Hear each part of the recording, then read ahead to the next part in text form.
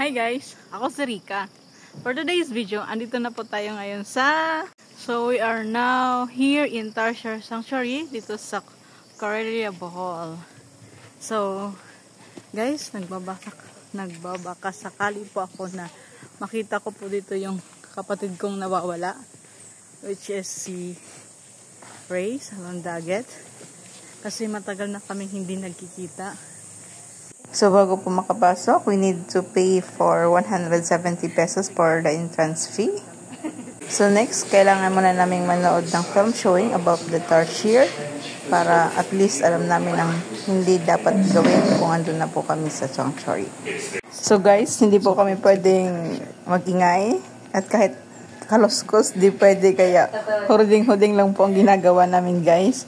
At makikita nyo naman, guys, ang daming foreigner. Grabe. Foreigner ang nagdala lahat.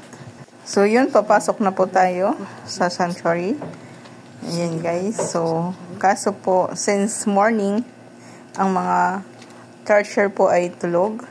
So, yun, guys, meron na po kaming isang nakikita. And sad to say, hindi po siya nakikita sa aking camera dahil kahit anong zoom ko, wala talaga. Unlike po sa mga kasamahan namin, ang gaganda ng camera, guys. And guys, pasilip-silip na po sila. Kaso, kahit anong gawin natin silip yung cellphone natin, hindi talaga madala ng zoom. So, yun guys. So, meron po kaming tour guide dyan. So, sila yung nagtuturo kung saan po nagtatago yung mga Tarsier. So, marami po kaming kasabayan na ninilip ng Tarsier. Kaso, yun nga, mas maganda ang cellphone talaga nila, kaya maganda ang kuha ng camera. So yan guys, sunod na po kami sa second Tarsier.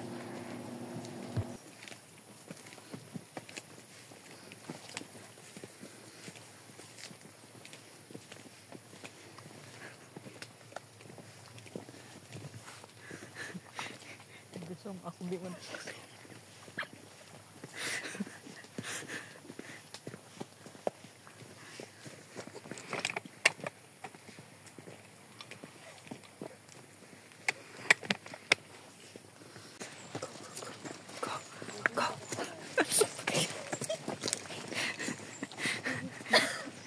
Ang hirap naman hindi magsalita.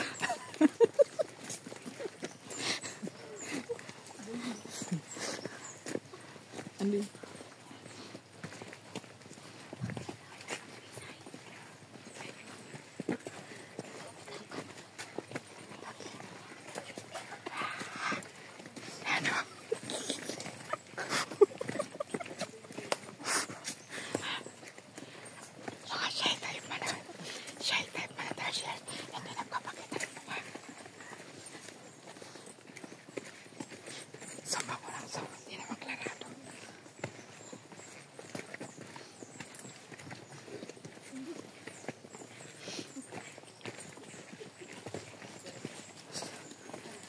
Naghahanap po kami ng Tarsier.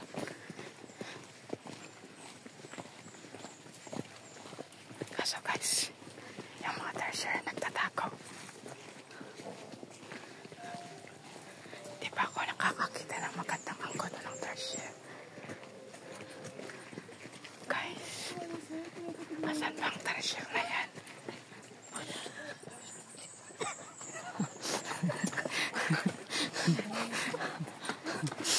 Asa na bang Tarsier na yan?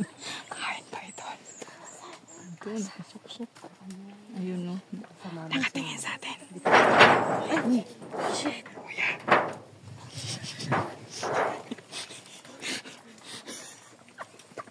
Guys, narinig niyo yun yung yero. So, bali si Kuya po kasi out of balance. Napahawak siya sa pader na yero.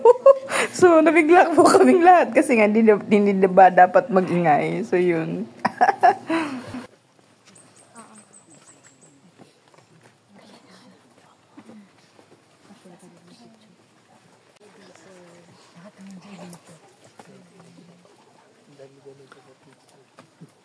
So, yun guys, nadala din sa pa-zoom. Pero alam nyo naman, hindi magaganda ang quality.